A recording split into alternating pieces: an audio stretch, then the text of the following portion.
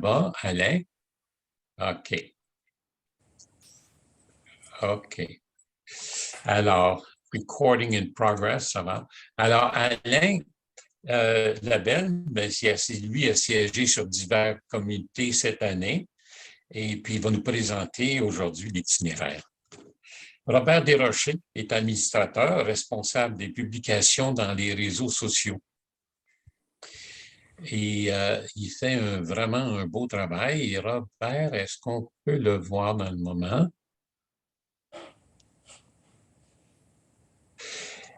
Luc Douer, administrateur puis responsable de l'hébergement puis des marches créatives. Il nous envoie la main. Là. Marielle Parisien, qui est trésorière et présente dans divers comités. Il y a Luc Delorme qui est président, mais qui est dans le moment à Boston avec sa famille.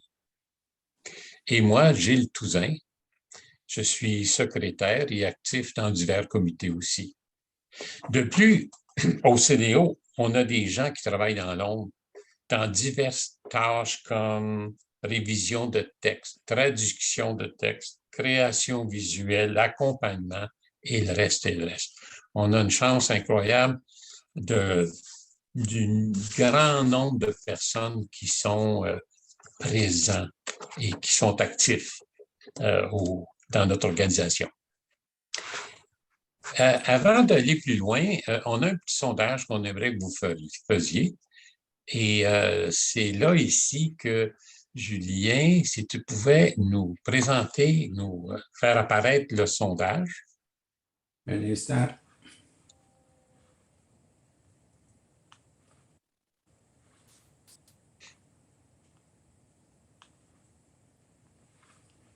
Un instant. Sondage.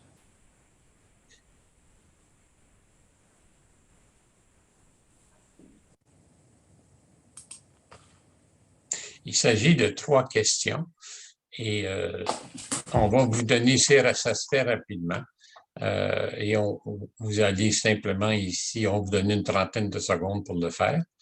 Mais ce qu'on va faire, Julien, moi, je vais passer à ma présentation et puis quand il apparaît, je m'interromps puis on pourra faire le sondage. On va procéder comme ça. OK? Je l'avais enregistré, mais je ne suis pas capable de le rejoindre. D'accord. Donc, moi, je vais passer avec ma présentation et puis si tu le trouves, ben, tu le feras apparaître, on le fera. C'est tout. OK? Désolé. Alors, moi, ici, je vais faire une présentation sur la marche de longue durée puis la marche pour soi. Quand j'ai fait le chemin des Outaouais, moi, à ce moment-là, on le définissait comme marche pèlerine. En fait, depuis la première marche en 2005, il s'agissait d'un pèlerinage. Puis c'est devenu une marche pèlerine pour devenir, depuis 2 ans, une marche de longue durée, une évolution. En fait, pour le marcheur, rien n'a changé. C'est encore une marche de 12 jours, 240 km d'Ottawa à Montréal. Et on loge dans des hébergements selon le modèle de Compostelle, sauf que les hébergements sont préétablis. Décider de partir avec son sac à dos pour marcher, c'est une décision personnelle. C'est une démarche personnelle. Personne ne peut décider pour vous si vous êtes engagé dans une marche de longue durée ou un pèlerinage ou une marche pèlerine. La différence la plus apparente entre les 2 types de marches, c'est la composante de la foi ou de la spiritualité dans ce dernier. Pour le reste, ce qui se passera en vous, ben, ça va venir de la marche comme telle. Je clarifie au départ que cette marche, quoique vous partez avec d'autres personnes, il y en a qui vont partir, c'est pour des personnes qui partent avec un groupe, c'est-à-dire des personnes qui se connaissent, ben, ça va être une chose. Ah, voilà le sondage. Alors, je vous donne 30 secondes pour le remplir. Ça devrait aller quand même assez vite. On y va.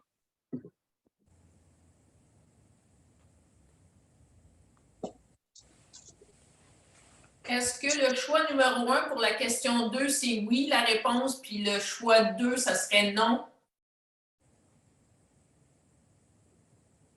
Oh, je ne sais pas, là. Fait qu'on va décider Ouais, pour le la choix 1, question ça 2. serait oui, puis choix 2, ça serait non. Oui, d'accord. C'est ça.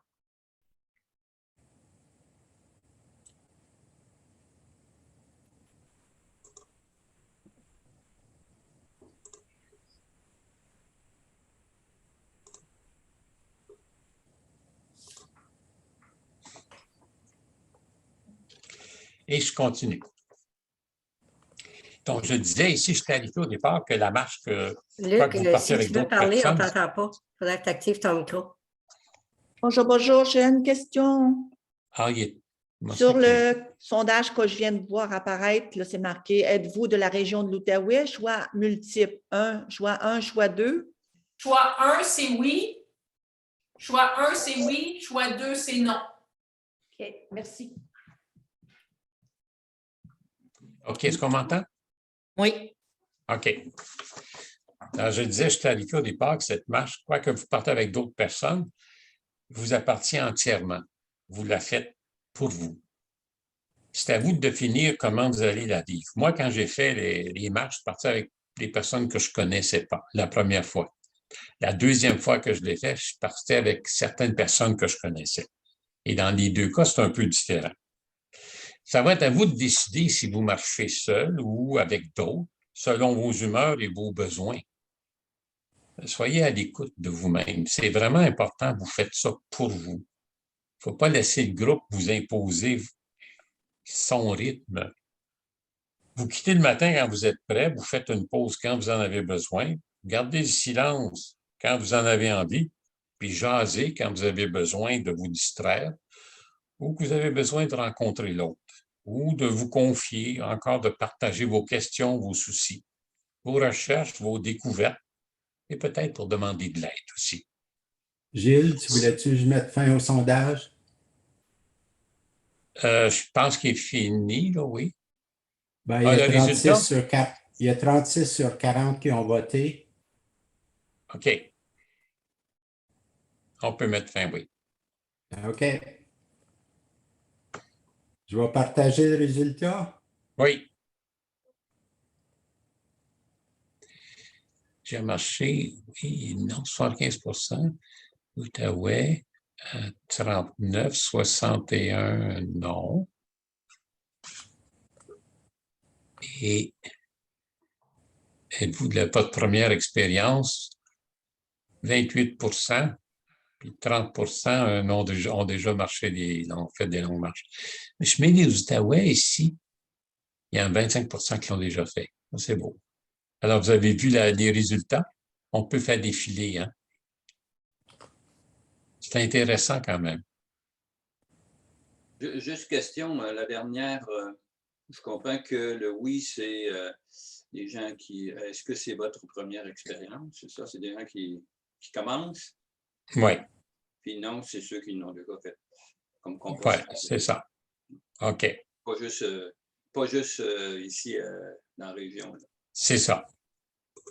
Compostelle, etc. Oui. Donc, ici, je disais que sans être insensible aux autres, vous n'êtes pas là pour prendre soin des autres, au détriment de vos besoins, mais vous êtes là pour vous-même. Il y a deux préparations. Il y en a une qui est physique, puis l'autre qui est de l'esprit ou mental. Parce que, surtout pour les débutants, on se lance dans l'inconnu. Pour ceux qui ont déjà fait des marches, mais chaque nouvelle marche, c'est tout le temps un inconnu aussi. C'est nouveau. On se demande comment mon corps va réagir. Comment je vais me sentir dans le groupe. Est-ce que je vais être capable de me rendre jusqu'au bout? Je tiens à noter ici que si pour une raison de santé, vous ne pouvez pas terminer la marche, ben vous pouvez être certain d'une chose, vous pouvez être fier de vous-même parce que vous aurez osé et vous aurez quand même appris quelque chose pour la prochaine fois, pour la prochaine marche. Je pense que pour chacun, partir avec son sac à dos, C'est comme une espèce de quête, de déconnexion du quotidien, une déconnexion de ses habitudes, de ses routines habituelles pour en découvrir d'autres routines. Parce que marcher, c'est routinier, puis on va se créer d'autres routines. En réalité, on marche pour rien de particulier. On marche pour le plaisir de goûter le temps qui passe, à découvrir souvent des visages et des lieux inconnus. Marcher, c'est, je crois, le mode de déplacement le plus lent et aussi le plus primitif et ancien.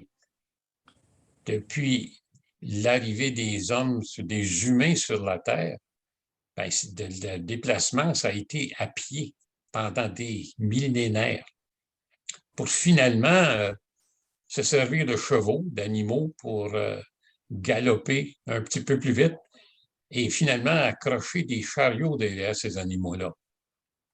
Une fois qu'on a inventé la roue. Marcher, c'est lent. Et cette lenteur permet l'observation de ce qui nous entoure d'une nouvelle façon. Et moi, je dirais même que la marche, c'est sensuel, dans le sens que tous nos sens sont en éveil, sont sollicités.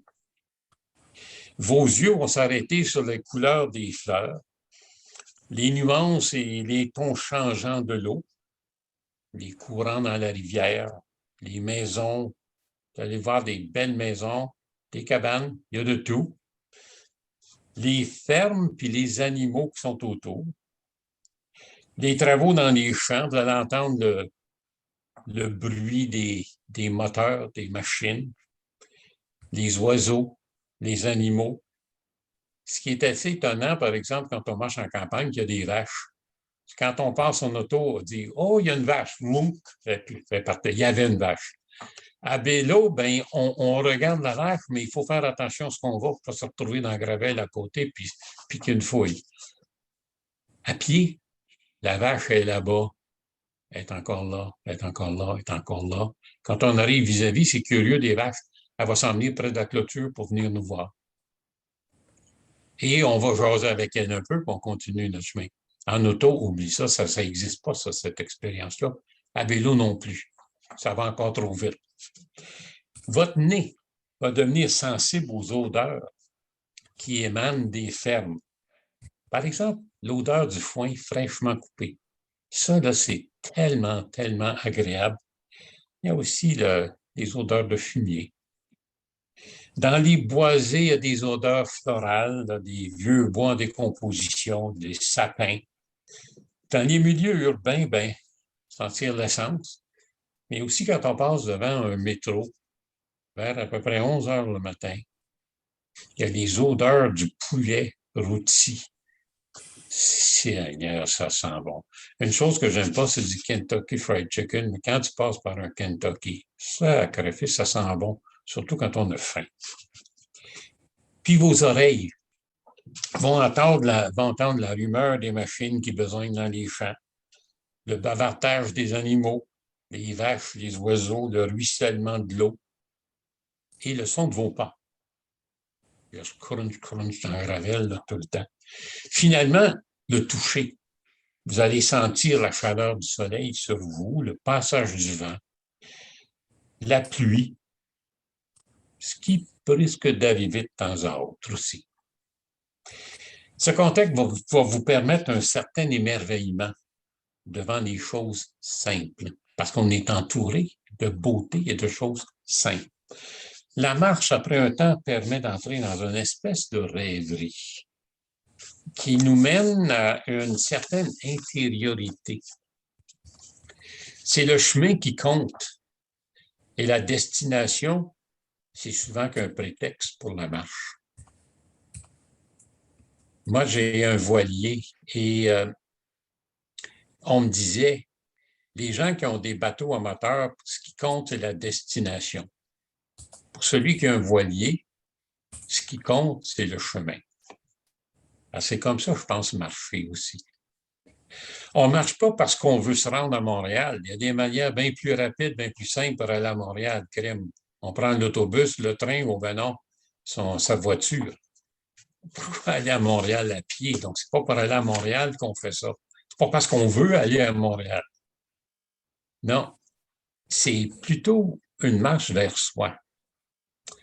Quand je marche pendant plusieurs heures seul, il m'arrive de m'ennuyer. C'est alors de ces mouvements que souvent j'entre dans un état que je pourrais appeler méditatif, où quelque chose brasse en dedans, alors que je considère et revise certains pans de ma vie. Ou encore, j'arrive à penser à rien. Puis ça me fait du bien. Les échanges avec les autres marcheurs sont aussi des sentiers qui mènent vers soi. Écouter et être entendu. La routine. La vie du marcheur est de nature routinière. Le matin, on se lève, on fait sa toilette, on ramasse ses affaires. On fait son déjeuner sur place ou on quitte pour déjeuner en route, soit tout seul ou en groupe. Ou encore, on va manger avec des choses qu'on a dans son sac à dos. Ou on va aller au resto. Peut-être qu'on va faire l'achat de provisions pour le repas du midi. On s'arrêter dans un resto ou se retrouver pour un café ou une crème glacée ou un repas. Ça m'est arrivé souvent, moi, m'arrêter pour prendre un café, puis là, les autres marcheurs arrivent tranquillement, puis ils viennent se rejoindre, puis on a un beau moment ici autour d'un café, sur une terrasse. C'est tellement agréable. Faire des pauses, prendre des photos, arrêter devant un monument ou un site historique ou un paysage. En après-midi, arrivé à l'hébergement, on organise son lit, prend sa douche, fait une petite lessive, hein, on lave ses bas, maintenant un T-shirt. On se repose ou on fait une visite, un peu de lecture, un peu d'écriture, la sieste et le fameux soin des pieds. Puis vient le souper qu'on peut prendre sur les lieux. Il y a plusieurs endroits, certains endroits sont équipés pour la cuisine. Mais il y en a qui, des fois, ils vont faire leur repas là. Ensuite, qu'on va prendre sur les lieux, ou qu'on prépare, ou on l'achète, ou on le commande, ou on sort au resto. Toutes les façons sont agréables. Généralement, le matin, il y a un grille-pain. Donc, on peut se faire un petit déjeuner sur place si on veut aussi. Puis en soirée, peut-être un peu de vin ou de bière. Ordinairement, pas trop, parce que le lendemain, on marche. On échange entre nous et les marcheurs se couchent tôt. Vraiment, on ne veille pas tard, parce qu'on est fatigué. Le lendemain, c'est la même chose qui recommence, avec quelques nuances. Puis, il y a cette fameuse dernière journée de marche qui apporte à la fois un soulagement et un petit regret que ce soit fini. Les liens qu'on aura tissés avec nos compagnons et nos compagnes de route, ça, c'est quelque chose qu'on va ramener avec nous. Une chose est certaine, vous serez très fiers de vous et vous commencerez probablement à planifier la prochaine marche. Alors, c'est la fin de cette présentation-là, cet atelier-là. Et maintenant, nous allons passer à Alain, qui va, lui, nous présenter. Il y avait une chose, on avait des questions, mais je me demande si on ne devrait pas garder toutes les questions pour la fin, au bout du compte. Diane, qu'est-ce que tu en penses? Moi, je pensais à la fin de chaque présentation d'avoir les questions, mais comme tu veux, là, je ne sais pas si les gens avaient des questions par rapport à ta présentation, mais je vais penser à chaque section où on attend la fin. D'accord. Mais c'est ça. Donc, probablement, ici, cette section-ci, ce n'est pas la place où il y aura plus de questions parce que ce n'est pas technique. Alors, s'il y en a, je vais répondre. Sinon, on va passer à Alain.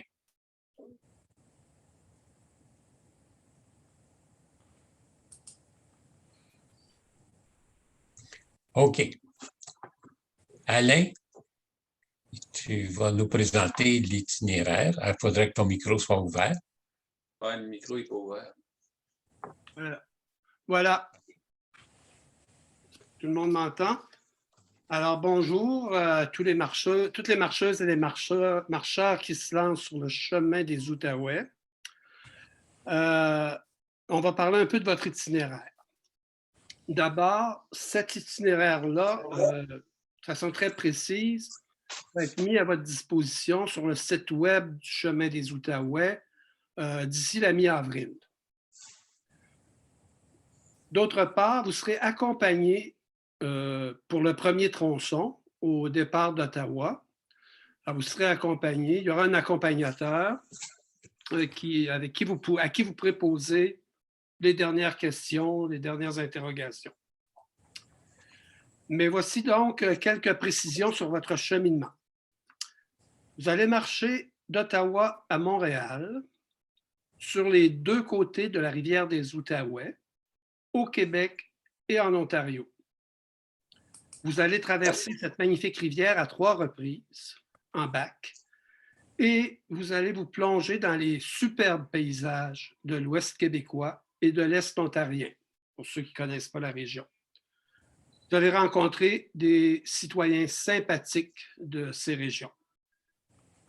Ces citoyens-là, vous allez les rencontrer d'abord aux haltes. On vous a préparé un certain nombre de haltes où vous allez pouvoir vous reposer, boire, voir à vos besoins. Ces haltes ont été prévues pour que vous puissiez vous désaltérer, etc. Nos partenaires de ces haltes vous attendent et sont très heureux de vous accueillir. On les a déjà rencontrés et c'est des gens super sympathiques. Donc, prenez le temps de faire leur connaissance, de les remercier, bien sûr, parce que c'est du bénévolat, et de faire le plein de souvenirs de ces belles rencontres où la relation humaine est de toute première importance. Vous allez rencontrer ensuite nos hébergeurs, là où vous passerez la nuit. Évidemment, sur votre parcours, les Hilton et les hôtels-boutiques sont rares. Ne vous surprenez donc pas de nos hébergements qui sont minimalistes et d'une grande sobriété. Vous serez hébergé chez des religieux, des religieuses, dans des centres communautaires, dans des établissements municipaux et parfois dans des résidences privées. Par respect pour nos hôtes, s'il vous plaît, ne pas arriver trop tôt l'après-midi. Votre place est assurée, il n'y a pas d'autres réservations, là. Donc, 14 heures semble la limite la plus tôt pour vous installer. Prenez donc le temps de profiter de la belle nature et de tout ce qui l'entoure. Des informations importantes concernant certains hébergements vous seront données par les accompagnateurs le matin de votre départ. Vérifiez aussi sur les lieux d'hébergement s'il y a des messages pour les marcheurs et marcheuses, comme par exemple si jamais on doit vous expliquer la façon d'obtenir la clé de l'hébergement suivant, si cette information-là ne se trouve pas déjà dans l'itinéraire. Donc, soyez vigilants, regardez toujours, suivez les informations qu'on va vous donner. Vous constaterez au cours de votre périple que si l'hébergement est frugal, nos hôtes, eux, sont d'une grande générosité. Alors, je l'ai déjà dit, mais dans notre philosophie, les relations humaines chaleureuses priment sur le luxe et l'abondance de services. Si la douche n'est pas toujours une magnifique cage de verre aux jets multiples, vous constaterez vite que l'expérience du sourire de nos hôtes est inoubliable. Maintenant, pour dédommager nos hôtes, on vous demande d'avoir du comptant. Vous comprendrez que les bonnes sœurs et les municipalités n'ont pas les machines à carte de crédit, donc on les paie en comptant. Le montant de 20 $ ou peut-être un peu plus selon les endroits et l'inflation est, tout comme l'hébergement, assez minimaliste. Alors, comme dans bien des cas, cet argent sert à de bonnes œuvres. Rien ne vous empêche d'allonger le montant d'un 10 de plus. Comme le montant versé n'a pas d'objectif commercial comme tel, vous contribuerez alors à une œuvre de charité. En plus, vous encouragez nos hébergeurs à demeurer dans le réseau pour les prochaines années. Si, pour une raison ou pour une autre, vous devriez abandonner le parcours, nous vous incitons à remettre à un marcheur ami la somme des hébergements que vous ne visiterez pas. Donc, payez les hébergements même si vous n'y allez pas, parce que les hébergeurs comptent sur cet argent-là. Alors, l'hébergeur n'aura malheureusement pas le plaisir et le bonheur de vous rencontrer, mais au moins vous l'aurez dédommagé pour son implication. Votre trajet entre les deux grandes villes, Ottawa et Montréal, est plutôt plat. Il y a bien quelques côtes, mais ne vous inquiétez pas, le Kilimandjaro est beaucoup plus loin à l'est. Vous n'aurez donc pas à gravir des grandes montées vertigineuses. Vous marcherez sur de la garnotte puis de l'asphalte, dans des régions rurales, de beaux villages et de petites villes. Vous découvrirez de beaux paysages.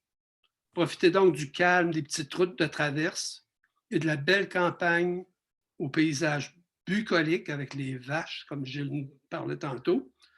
Admirez les jolis villages traversés, saluez les gens du pays.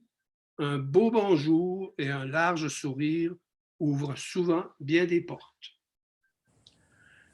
Il n'y a pas non plus sur votre chemin des restaurants étoilés. Mais c'est sûr que vous pourrez manger à votre faim et sainement en vous adaptant à ce que vous rencontrerez sur votre chemin. Tous les goûts étant dans la nature, vous serez donc responsable de votre alimentation. Chips versus carottes, c'est votre choix. Je vous invite donc à consulter attentivement votre guide du marcheur avant votre départ. Des infos sur les commerces d'alimentation vous y seront fournis. Alors, je vous souhaite un bon appétit. Merci de votre attention et bonne route. Voilà. S'il y a des questions.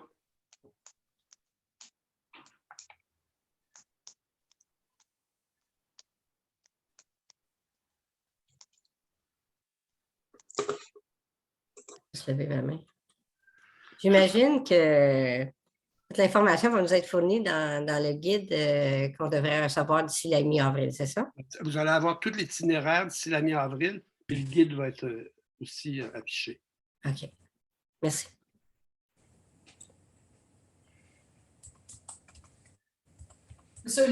L'itinéraire va se retrouver sur le site du chemin des Outaouais.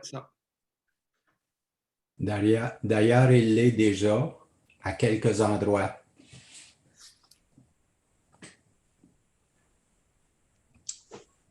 Est-ce qu'il est disponible virtuellement aussi pour cellulaire? Est-ce que oui, il y a juste version papier? Mais non, c'est juste Internet. C'est juste papier. C'est juste Internet. Là. Il n'y a pas de papier. Oh. Non.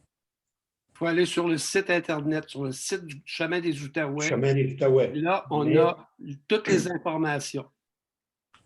Et donc, ça veut dire que... Oh, ça veut dire que soit que vous avez votre téléphone là, et que ça, vous suivez ça là-dessus, ou bien donc vous imprimez avant de partir, puis là, vous allez avoir une copie papier. Voilà.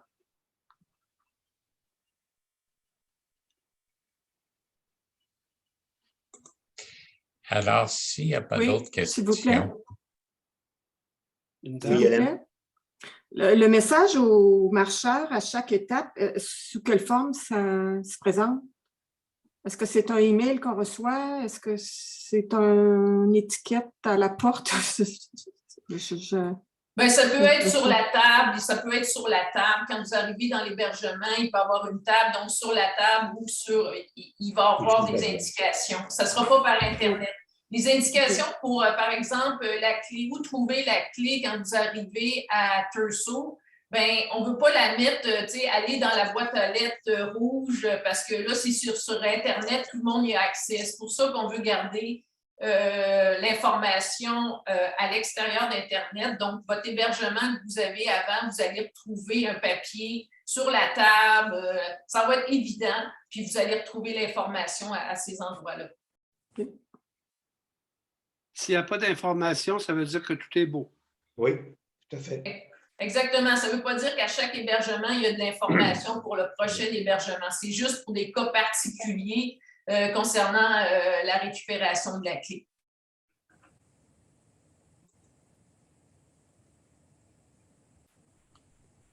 Question d'urgence, est-ce qu'il y a un numéro central ou est-ce qu'on peut appeler si vraiment il y a un problème de logistique durant la marche? Vous allez, est-ce que je peux répondre à ça? Oui, oui, vas-y. Vous allez toujours avoir le numéro de téléphone du CDO. C'est votre base de départ, ça. Alors, s'il y a de quoi qui ne va pas durant la marche, soit dans un hébergement ou sur le chemin, vous vous référez au numéro de téléphone du CDO à ce moment-là pour nous en faire part. Bien sûr, s'il y avait des urgences personnelles en cours de route, vous devez, vous, en tant que marcheur ou marcheuse, vous assurer qu'il y a quelqu'un qui peut vous dépanner. Ça demeure votre responsabilité. Hein? Alors, je ne sais pas, moi, s'il y a vraiment un malaise à un moment donné, que ça ne va pas du tout, que vous devez abandonner et que vous avez besoin d'un transport, il faut avoir quelqu'un sur qui vous rabattre à ce moment-là. C'est-à-dire quelqu'un qui serait chez vous, un ami, un père, une mère, un frère, une sœur. Alors, ça relève de vous. Mais tout ce qui est logistique, tout ce qui est hébergement, à ce moment-là, n'hésitez pas, vous communiquez avec le CDO et nous, on va rappliquer le plus rapidement possible, bien entendu.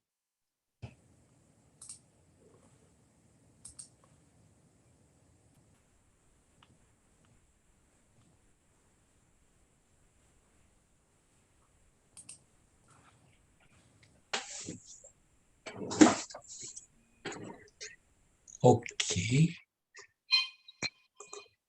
Est-ce qu'il y a d'autres questions?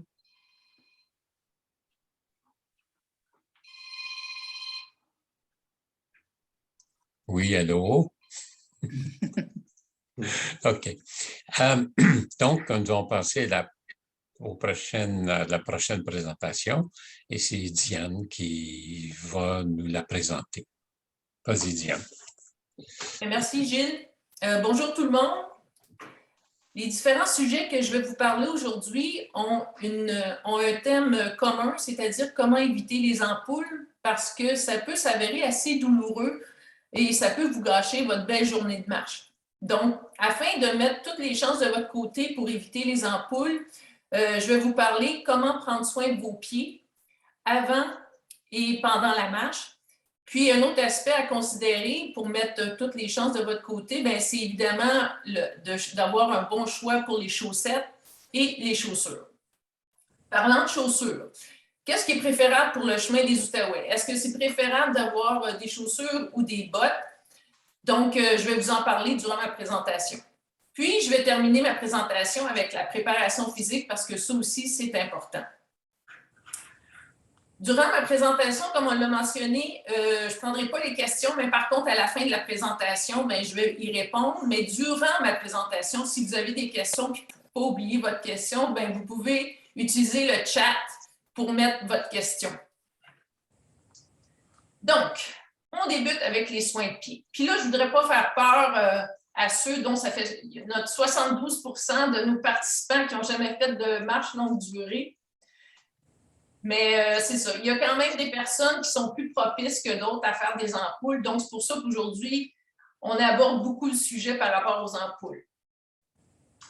Donc, prendre soin de vos pieds, ça devrait être au sommet de vos priorités avant et pendant votre marche. Puis, toutes les informations concernant qu'est-ce que je vais vous parler pour les soins de pied, ça va se retrouver sur le site du Chemin des Outaouais. Donc, il y a des produits que je vais vous nommer. Vous pouvez les prendre en note, mais vous pourrez aussi par la suite aller sur le site du Chemin des Outaouais. Et quand vous arrivez sur le site du Chemin des Outaouais, à la gauche, il y a un menu principal et sous-menu principal, il y a préparation et équipement. Vous cliquez là-dessus, puis en cliquant sur préparation et équipement, vous allez retrouver les informations sur les soins de pied. Quand je vous disais que les soins de pied débutent avant la marche, en fait, c'est 1 mois avant votre départ pour votre marche entre Ottawa et Montréal. Et vous commencez avec la crème NOC. La crème NOC, oups, je ne sais pas si on la voit, mais vous utilisez cette crème-là au quotidien, un mois avant votre départ. Vous vous crémez les pieds, et de préférence le soir avant de vous coucher. Donc, ça donne le temps de pénétrer correctement. Puis, si durant votre marche, tout à coup, il y a des points, des rougeurs qui apparaissent ou ben, vous pouvez également en rajouter durant votre marche, puis vous mettez de l'Hypafix à ce moment-là par-dessus. Je vais vous parler de l'Hypafix un peu plus tard. L'autre crème qui peut être utilisée, ça, on va le voir un peu moins, c'est le GEHWOL. GEHWOL. C'est une autre crème similaire à la NOC que vous pouvez utiliser. Même chose, un mois avant votre départ, vous vous crémez les pieds. Puis aussi avec la NOC, durant votre marche, vous pouvez également vous crémer les pieds, vous continuez à le faire et toujours le soir avant de vous coucher. Parce que si vous le mettez le matin, ça peut être glissant dans vos bas, puis c'est pas la bonne option. Donc, toujours le faire le soir. Puis, la Nox, vous pouvez vous la procurer dans les magasins de sport ou les magasins spécialisés pour les pieds. Pour l'autre crème, la GEHWOL, ça, c'est plus chez Walmart ou les endroits spécialisés pour les pieds, vous pouvez vous les procurer. Maintenant, l'Hypafix. L'Hypafix, ça se vend en rouleau. On le voit peut-être mal à l'écran. C'est le gros rouleau, là. Ça se vend en rouleau. Mais vous en coupez des bouts. Donc, l'Hypafix, ça, c'est l'élément le plus indispensable de votre kit pour les soins de pied. Vous pouvez l'utiliser à titre préventif. Donc, avant même de partir, vous pouvez vous couper la grandeur que vous voulez de votre Hypafix. Vous les mettez sur les points sensibles, les endroits qui chauffent autour des orteils, les talons. Souvent, les talons, c'est un problème ou ailleurs. Si vous n'avez pas nécessairement de problème avec vos pieds habituellement, bien, vous n'avez pas besoin de mettre immédiatement de l'Hypafix, mais si vous avez des pieds extrêmement sensibles, puis vous savez où sont vos points faibles, puis que inévitablement, ça va s'aggraver avec le temps, bien, vous pouvez utiliser l'Hypafix à titre préventif. Puis vous pouvez vous procurer l'Hypafix dans les magasins spécialisés pour les pieds, puis dans certaines pharmacies aussi. Donc, j'aimerais mentionner que même si vous prenez la crème, vous avez l'Hypafix à titre préventif, bien, ça se peut que malgré toutes vos précautions, il y a une ampoule qui apparaît. Donc, qu'est-ce qu'il faut faire quand une ampoule apparaît? Il vous faut des tampons alcoolisés. Ça se trouve en pharmacie. Le tampon alcoolisé, ça va vous permettre de désinfecter votre aiguille quand vous allez percer votre ampoule. Ça, ben, c'est ça. Ça se trouve facilement en pharmacie. L'autre petite chose qu'il vous faut, c'est un petit kit de couture. Là-dedans, il y a vos fils, il y a aussi l'aiguille. Donc, avec l'aiguille et le fil, vous percez votre ampoule et vous laissez le fil dans l'ampoule pour que le liquide de l'ampoule puisse sortir. Oui. Puisse sortir. Puis, vous la laissez là. Puis, durant la nuit, puis durant le jour, vous pouvez aussi laisser votre fil parce que ça se peut que le liquide revienne quand vous allez marcher, donc ça va s'écouler. Autre chose, les diachylons en tissu, ça aussi, c'est une autre option. Quand vous avez votre ampoule, vous pouvez mettre ça par-dessus. Je vous conseille de prendre des grands formats. Comme ça, vous pouvez le découper de la grandeur que vous voulez. Et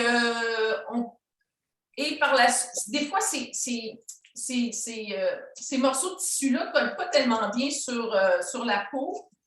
Donc, vous pouvez mettre de l'Hypafix par-dessus pour que ça se maintienne mieux. Autre chose, les Compeed, ou qu'on appelle aussi les Second Skin, c'est pas vraiment recommandé parce que ça empêche la peau de respirer. Puis si vous laissez ça quelques jours sur votre ampoule, quand vous allez l'enlever, ça se peut que la peau de l'ampoule s'enlève.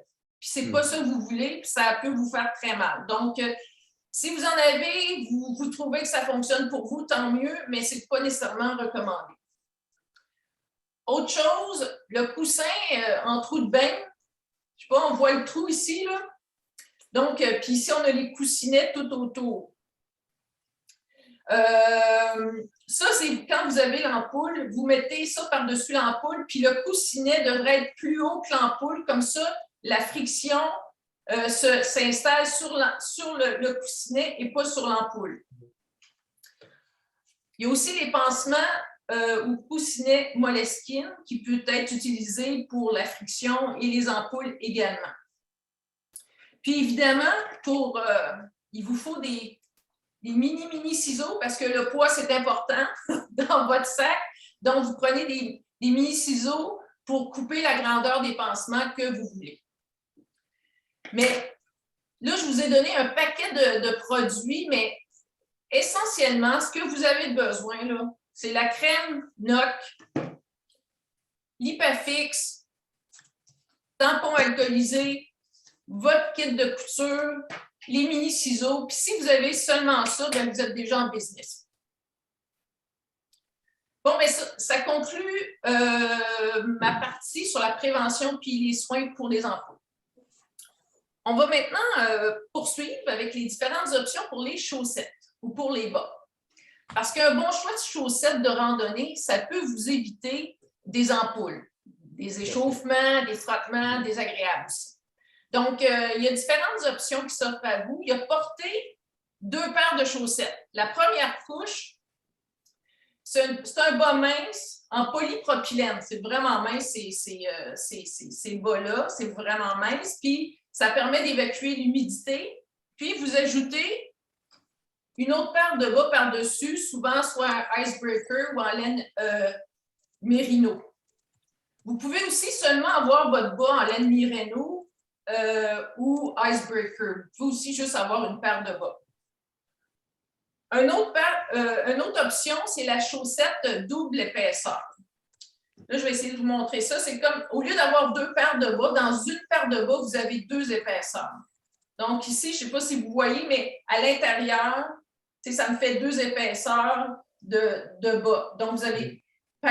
Moi, c'est le type de bas que j'utilise. On appelle souvent ça des bas anti-ampoule, mais ça ne convient pas à tout le monde non plus. C'est pour ça qu'il y a différentes options. Il n'y a pas un one fit for all. C'est important de regarder qu'est-ce qui vous convient mieux, dépendamment si vous transpirez beaucoup des pieds. Fait que vous choisissez qu'est-ce qui vous convient mieux. Puis la dernière paire, pour ceux qui... il y a les chaussettes avec orteils.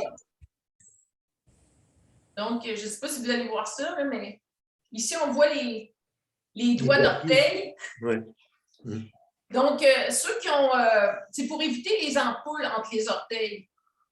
Souvent, si vous avez des ongles d'orteil, des orteils qui se croisent, ça va vous créer des ampoules. Ça peut être une bonne option pour vous. Puis la paire de bas en laine mérino ou synthétique, elle évacue la chaleur des pieds, puis c'est confortable. Fait que c'est à privilégier parce qu'il faut éviter le coton. Le coton absorbe l'humidité, puis ça ne l'évacue pas. Donc, puis ça sèche pas, ça sèche très lentement, puis ça favorise l'apparition d'ampoules. Donc, à éviter les bas de coton si possible.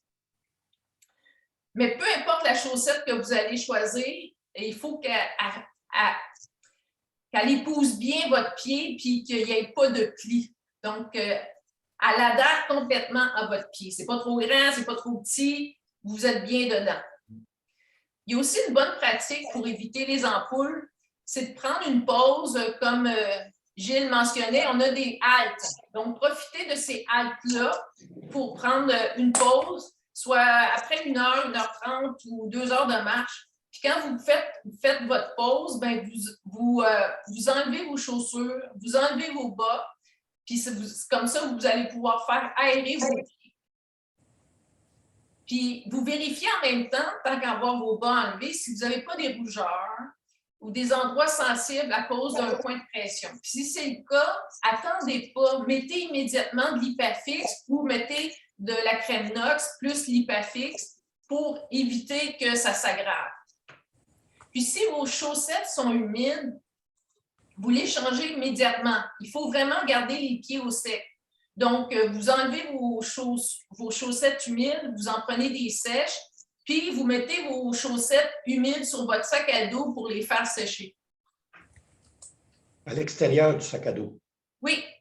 Bien, sur le sac. J'ai dit sur le sac à dos. Je n'ai pas dit dans le sac à dos. Oui. OK. Important. Oui, oui, très important. Bon, c'est ce qui termine ma présentation sur les chaussettes. Maintenant, on va parler des bottes et des chaussures. Le choix d'une bonne paire de bottes ou de chaussures de randonnée. Oui. Diane, il y a quelqu'un qui a une question à poser. Michel Brousseau semble avoir une question. Oui, c'est parce qu'il y a quelqu'un qui a marqué, puis c'est quand même important, les bas de contention, les personnes qui ont des bas de contention, ou est-ce que les bas de contention, c'est une chose qu'on pourrait privilégier? Attends. Bien, si vous en avez besoin, c'est sûr que vous pouvez les prendre. Mais tu sais, c'est parce que les bas de contention, ça aide à la circulation sanguine. Si vous avez déjà des problèmes de varices, si vous avez les jambes lourdes, si rapidement, quand vous allez faire vos pratiques de marche, vous allez voir si vous avez les jambes lourdes qui viennent rapidement lourdes. Ça, les bas de contention, ça favorise, ça donne de la légèreté, en fait, à vos jambes. Là. Fait que c'est ça que vous pouvez utiliser.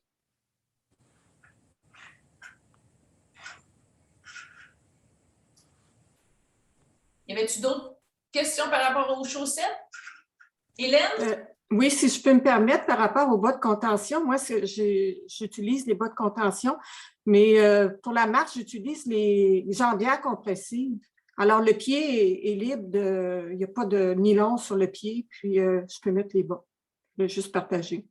Est-ce que vous avez des bas, parce qu'il y a des bas aussi en mérino de contention ou c'est-tu... Non. Vous, c'est ordinaire? Pas moi. Diane? Oui. Il y a une personne tantôt qui a levé la main pour avoir un petit peu, je ne sais pas si tu as de l'info concernant les fameux tissus en bambou, tissus de bambou, des bas en fibre de bambou. Quoi là-dessus ou non? On ne touche pas à ça? Non, moi, je n'ai rien là-dessus, mais s'il y a quelqu'un parmi nos 40 personnes qui ont de l'information sur le sujet, j'invite la personne à répondre. Ouais. Oui. J'en ai entendu parler, mais j'ai aucune notion sur les bienfaits ou comment les utiliser. Fait que je ne voudrais pas m'aventurer là-dessus. Là. Oui. Ça va? Je vais poursuivre avec les bottes et les chaussures. Donc, le choix d'une bonne paire de bottes ou de chaussures de randonnée, ça peut faire la différence entre une marche dans le bonheur ou dans la douleur. Donc, c'est important de bien choisir. C'est aussi important de les acheter plusieurs semaines avant votre départ puis de les utiliser lors de vos pratiques de marche. Attendez pas la veille là, Puis si vos souliers que vous avez actuellement sont déjà pas mal usés, puis vous dites « Ah, ben peut-être que ça va faire la job », allez immédiatement, allez vous trouver une autre paire. Vous pourrez pratiquer avec une paire et l'autre. Puis si jamais, lors du départ, ben peut-être que la nouvelle paire est préférable parce que vous n'êtes pas certaine que vos vieilles bottes vont faire la route les 12 jours de marche. Ben, vous aurez une option, un plan B, et ce ne sera pas la veille de votre départ. De toute façon, c'est toujours bon d'avoir deux paires en roulement parce que c'est ça. Comme ça, on est toujours prêt à partir avec une botte qui est déjà cassée, comme on dit. Donc, pour orienter votre choix entre la paire de bottes ou les chaussures, donc, ça, c'est qu'est-ce qu'on peut appeler une botte. Il y en a aussi des encore plus hautes que ça. Ça, c'est plus la chaussure. Au chemin des Outaouais, comme Gilles l'a mentionné, ce n'est pas un parcours accidenté. Donc, une botte, quand c'est haut, c'est parce que c'est pour maintenir la cheville. Mais pour le chemin des Outaouais, parce que ce n'est pas un parcours accidenté, ce n'est pas vraiment nécessaire d'avoir une botte. une chaussure de randonnée, ça serait suffisant. Puis les bottes aussi, parce que bon, il y a plus de tissu et plus de matériel, c'est plus lourd que la chaussure. Donc, c'est à vous à décider qu'est-ce que vous préférez. Mais la chaussure devrait être privilégiée. Ce qui est également important dans votre achat, c'est de vous assurer que la botte ou la chaussure est confortable puis est bien ajustée pour offrir un bon maintien du pied. Puis surtout, ça, c'est ça qui est important, il faut que vous ne pas sentir aucun point de compression ou de frottement. Tu sais, aussitôt que vous mettez la chaussure, vous regardez s'il n'y a pas des points de compression ou de frottement. Aussitôt qu'il y a des points de compression ou de frottement, ce n'est pas la bonne botte pour vous. Ce n'est pas assez large, donc c'est à éviter. Puis ne pas penser qu'avec le temps, ça va s'élargir. Non, non, non, non. Changez de modèle. Je vais faire de la publicité pour la Tienda parce que j'ai vu que sur leur site, il y avait une vidéo sur les chaussures, puis je vous invite à vous y rendre pour avoir de l'information. Ils parlent entre autres pour la chaussure, tu sais, comment la choisir, le type de tissu, qu'est-ce qui est préférable. Donc, je vous invite à aller sur le site de la Tienda dans l'onglet Pratico-pratique. Puis, vous allez avoir de l'information concernant la chaussure. Quand vous allez vous rendre au magasin pour acheter votre chaussure, vous apportez évidemment vos bas que vous allez mettre parce qu'ils sont généralement plus épais que ce que vous mettez habituellement dans votre quotidien. Donc, important d'apporter vos bas puis d'essayer vos bottes, vos chaussures avec vos bas. Si vous avez des semelles orthopédiques, évidemment, vous les apportez. Puis, c'est préférable d'aller essayer vos bottes dans l'après-midi ou en fin de journée parce que les pieds ont tendance à enfler légèrement durant la journée. Donc, c'est pour ça qu'il est préférable d'y aller l'après-midi. Puis, il est même préférable peut-être de marcher un peu avant d'arriver au magasin. Soit vous allez prendre une marche le matin, après, dans l'après-midi, vous allez essayer vos bottes ou vos chaussures ou vous stationnez un peu plus loin puis vous marchez un peu pour vous rendre au magasin. Puis quand vous choisissez votre chaussure, bien, prenez-la un demi-point à un point plus grand. Donc ça, c'est préférable aussi que votre pointure habituelle. Puis un coup que vous essayez la chaussure en magasin, promenez-vous avec quelques minutes. Puis si votre talon se soulève un peu plus d'un demi-centimètre, ça veut dire qu'il bouge trop, donc ça veut dire que votre soulier est trop grand. Puis si, dans le magasin, il y a un endroit avec une inclinaison, je vous conseille d'aller l'essayer avec votre chaussure parce que si votre orteil touche le bout, ça veut dire que votre chaussure est trop petite. Donc, si vos doigts d'orteil, vous trouvez que c'est soit trop près du bout ou ça touche, là, c'est sûr que votre chaussure est trop petite. Il faut choisir une pointure plus grande. Puis évidemment, tout le monde n'a pas les mêmes pieds, donc tenir compte de vos pieds. Il y a des modèles qui sont conçus pour les pieds plus larges, puis il y en a d'autres qui conviennent pour les pieds plus étroits. Donc, quand vous vous rendez en magasin, c'est peut-être important de demander aux vendeurs s'il y a des modèles, si vous avez un pied plus large, il y a des modèles qui sont faits plus larges, donc vous regardez seulement ceux-là. Bon, évidemment, on ne vous souhaite pas de pluie, mais si jamais ça vous arrive, pour faire sécher vos chaussures, mouillées ou humides, vous pouvez prendre du papier journal ou des circulaires, vous les mettez dans la chaussure en petites boules, vous rentrez ça là-dedans, puis si la chaussure est très mouillée, vous répétez l'opération. Puis vous allez voir que le papier journal ou circulaire absorbe rapidement l'humidité, puis absorbe rapidement l'humidité. C'est ce qui termine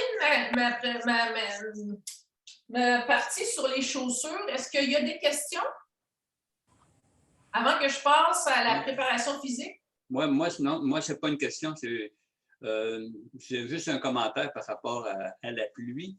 Vous avez beau avoir les meilleures bottes au monde qui sont supposées d'être 100% imperméables, mais il va toujours y avoir de l'eau. Une journée de pluie, c'est une journée de pluie. Moi, je l'ai vécu en tout cas en Espagne. J'ai opté maintenant avec des guêtres parce que souvent, quand il pleut beaucoup, c'est les bas, les chaussettes qui amènent beaucoup d'humidité. parce que ce sont les chaussettes qui deviennent comme des éponges. Alors, les guêtres, ça m'a aidé beaucoup pour la pluie. Suggestion. D'accord? Oui.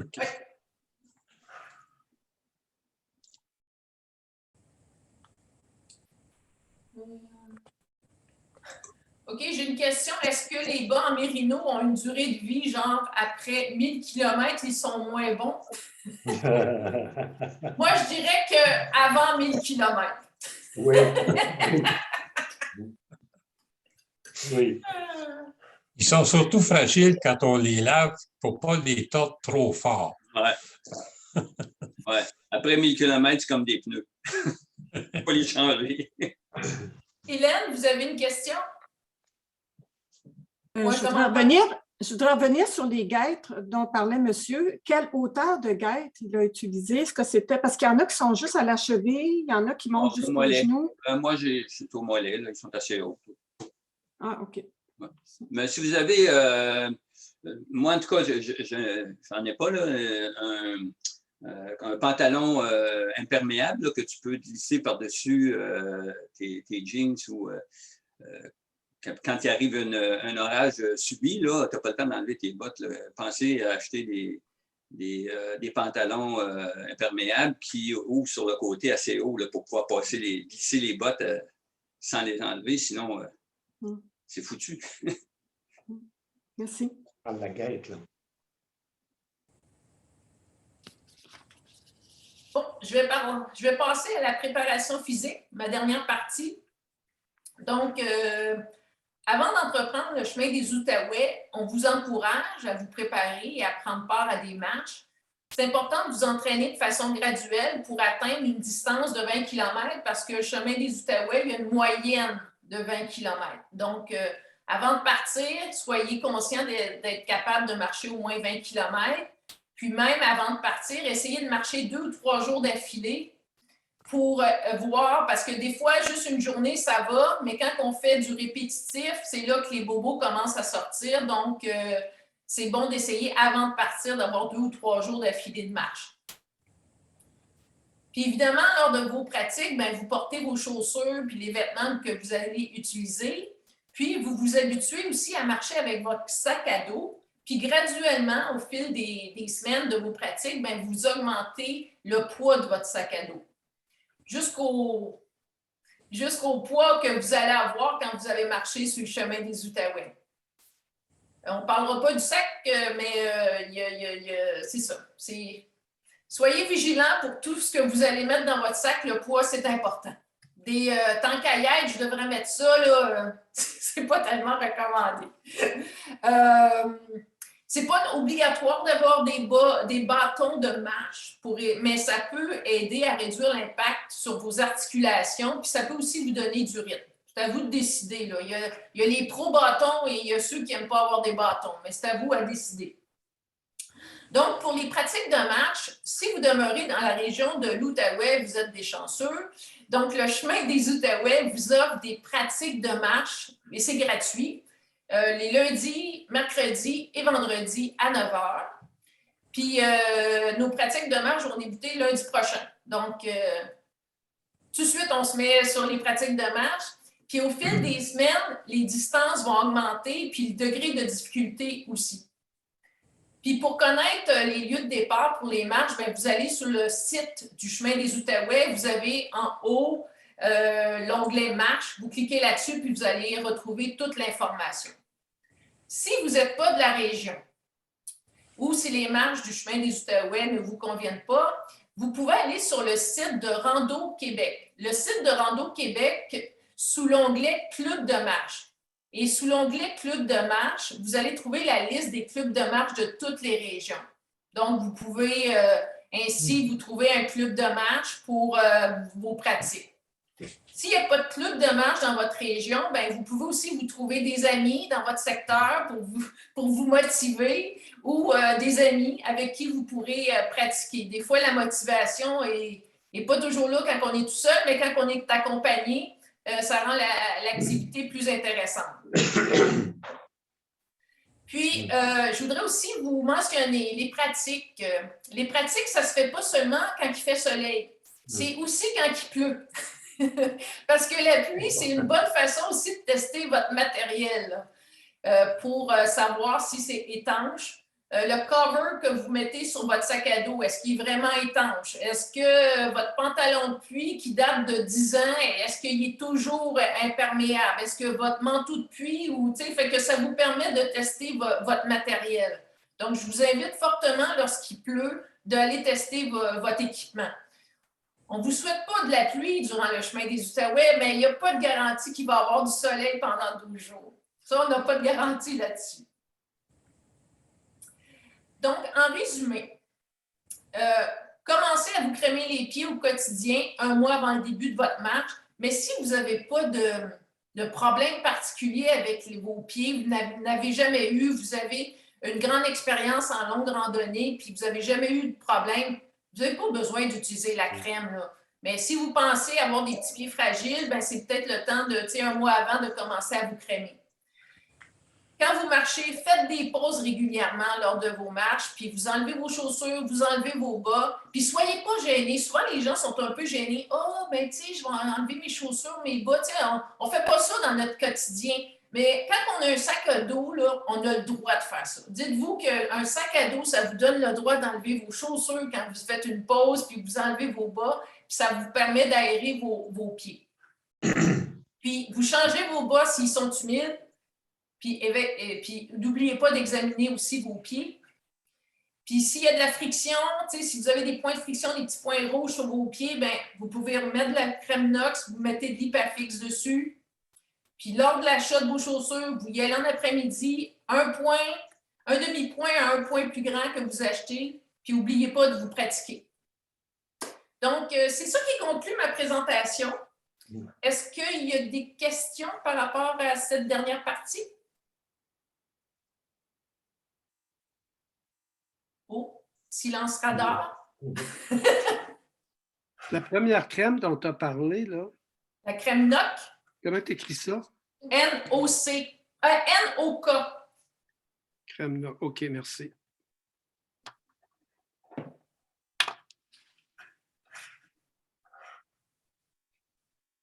Oh. Louise me dit que c'est clair. OK. OK. Merci beaucoup. Il y a quelqu'un qui avait une question. Christine, avais-tu une question? Mets ton micro. Mets ton micro. Active ton micro, on ne t'entend pas. Oups. Est-ce que tu es rendu? Il faudrait que tu actives ton micro. Je pense que tu es allé chercher de l'aide, là. Ah, OK. OK. Oui, vas-y, on t'écoute. Très habile là-dessus. OK, il y a la crème Hypafix, ça s'écrivait comment, ça? Pardon? La crème, l'autre Hypafix, là, la crème, ça s'écrit comment? Hypafix. Hypafix, c'est pas de la crème, c'est le tissu. OK, ça s'écrit comment, ça? H-Y. Oui. P-A. Oui. F-I-X. OK. Merci. C'est bon. Mais comme j'ai dit, ces informations-là se trouvent aussi sur le site du Chemin des Outaouais. Dans le menu principal, vous allez à préparation et équipement, vous cliquez là-dessus, puis soins de pied, vous avez toute l'information que je vous ai donnée. OK. Si jamais vous perdez votre info, là, vous pourrez trouver ça quelque part. Merci. Bon. Merci. Merci beaucoup, Diane. Bienvenue. Alors, nous avons la chance au Chemin des Outaouais d'avoir des partenaires, dont ici la ville de Gatineau. Et nous sommes vraiment heureux qu'ils nous offrent des services. D'autres partenaires, c'est Marcher autrement, qui nous aide à faire la promotion aussi de nos marches. Nous sommes très heureux de notre collaboration avec eux. Merci, Michel. Et nous avons aussi un autre partenaire depuis quand même plusieurs années, et c'est la Tienda, dans la personne de Anne Saint-Hilaire, qui, elle, aujourd'hui, va nous faire la présentation sur le sac à dos. Alors, bonjour. Alors, bonjour, Anne. Bonjour, bonjour tout le monde. Est-ce que vous m'entendez bien? Oui. Merveilleux. Je suis en boutique aujourd'hui, samedi. Alors, il y a des clients. J'espère que vous m'entendez quand même particulièrement bien pour faire cette belle formation-là. C'est correct pour vous? Excellent. Bravo, bravo Diane, bravo à l'équipe, bravo Gilles. Merci pour l'invitation. C'est toujours un plaisir. C'est toujours un plaisir d'être là pour partager notre expérience, mais c'est surtout un plaisir enfin que le chemin reprenne. Bon, je pense que tout le monde avait très hâte de reprendre ses bottines et partir marcher sur votre magnifique chemin populaire depuis tant d'années. Et on reçoit beaucoup de clients ici, vos marcheurs à la tienne. Alors, bravo. Je pense que j'ai une vingtaine de minutes maximum pour vous parler du sac à dos. Et donc, on fait des ateliers d'une journée sur tout ça. Alors, je vais condenser le plus possible. Mais vous savez, comme Gilles aussi le disait, ou Diane, j'ai d'ailleurs mis le lien là, déjà dans la discussion pour le site pratico-pratique où vous allez avoir des informations. Alors, vous pouvez aller voir le lien. Donc, bravo. Je me permettrais peut-être juste pour commencer à faire le petit pont sur Diane, les chaussures, c'est extraordinaire ce que tu as dit. Je suis en train de remagasiner mes chaussures parce que je pars faire le chemin de Portugal là, bientôt et d'autres chemins cette année. N'oubliez pas de magasiner votre grippe parce que là, je suis en train de faire du magasinage et la grippe, elle est très importante. Il ne faut pas que ça glisse. Alors, quand vous allez choisir vos chaussures, commencez aussi par regarder là, l'adhérence parce que sur des roches ou sur de l'asphalte glissante, ça peut être très important de justement que ce soit prudent. Et les chaussettes de contention en mérino, oui, ça existe.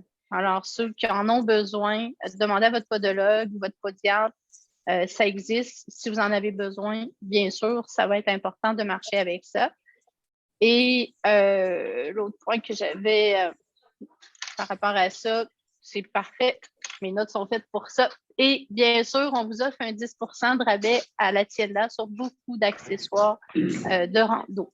Alors, ça sera aussi, bien sûr, sur validation de votre inscription à ce magnifique chemin. Alors, je vous parle rapidement, comme je disais, du sac à dos, de ce que vous devriez penser apporter dans votre sac, le choix du sac et je vais parler aussi un petit peu des vêtements, des bâtons de marche. Alors donc, le sac à dos, dans un premier temps, quand vous allez le magasiner, puis je pense, Diane, tu l'as bien dit, si on a trop de en coque, ben, on alourdit tous nos pas. Je sais que ce n'est pas facile à faire tout le temps, mais pensez-y, on dit à la Tienda, on part d'abord avec l'utile, puis on garde le nécessaire. Au fil du temps, on ne garde plus que l'essentiel et c'est largement suffisant.